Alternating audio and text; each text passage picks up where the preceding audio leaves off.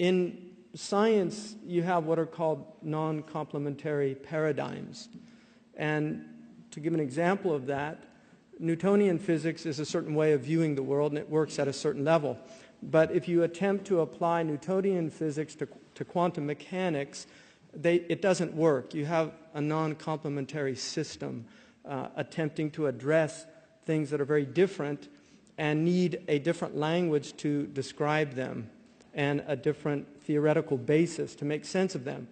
In many ways, the post-industrial, increasingly postmodern Western liberalism is akin to quantum mechanics, and the Islamic tradition is more akin to Newtonian physics. And so when the two of us attempt to talk, we're speaking completely different languages. And it really creates a massive barrier. Let me give you one example. One of the fundamental premises of the Islamic tradition is that human activity has metaphysical impact. That what we do in the world is actually reflected back to us through the world. So natural disasters are not seen as simply events that happen because of tectonic plate shifts, but there's actually a relationship between human behavior and between what is happening in the world. For many, many Western peoples now, that idea is a quaint, superstitious, historical idea from a previous time, something very difficult for Western people to actually relate to.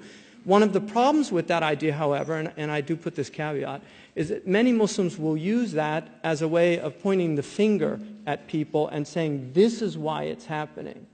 You're an evil person and therefore God is zapping you.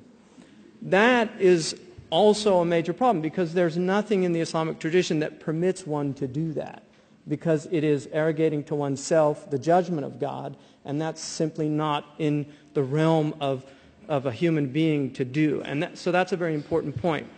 Another aspect that is very difficult for, I think, Western peoples to relate to is the fact that the primary texts of Islam are 1,400 years old.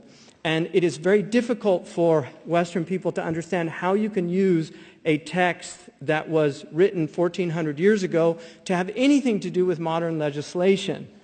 This seems really quite incomprehensible for many people.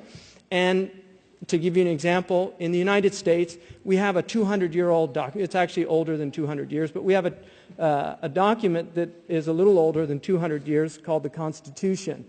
It's the basis of our legal system.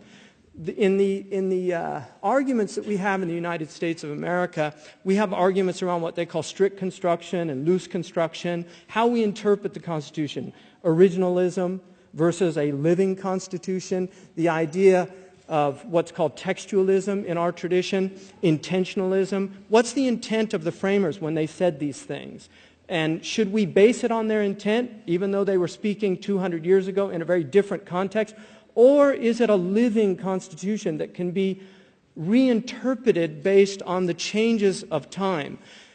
The Founding Fathers didn't really leave a lot of explanation of how they wanted it to be understood, although there are some remarks. Thomas Jefferson said that you can't expect an adult to wear the coat of a child.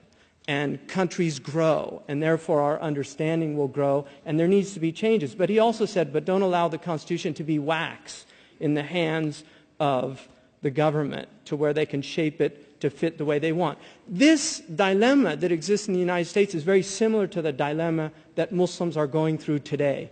There are many Muslims that are arguing for a living Quran as opposed to a type of textualist approach or intentionalist approach to the Quran. How do we interpret the Quran in the light of modern society?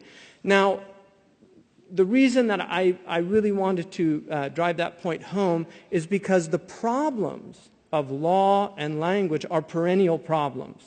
We still study Plato because Plato raises questions that are still pertinent to people living today. We still study Aristotle because Aristotle also addresses issues that are pertinent to people today.